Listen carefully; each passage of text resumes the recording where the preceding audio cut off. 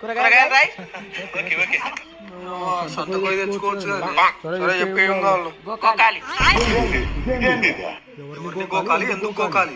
గోకాలి కాదురా, తెల్లగా కొమ్మలు కొమ్మలు ఉంటాయి చూడు, పచ్చగా పువ్వు లేక. అది గోకాలి కాదు, బ్రాక్లీ. బ్రోకలా? బ్రోకలి కాదమ్మా, బ్రాక్లీ. సర్లే నెక్స్ట్ టైం చెప్పు.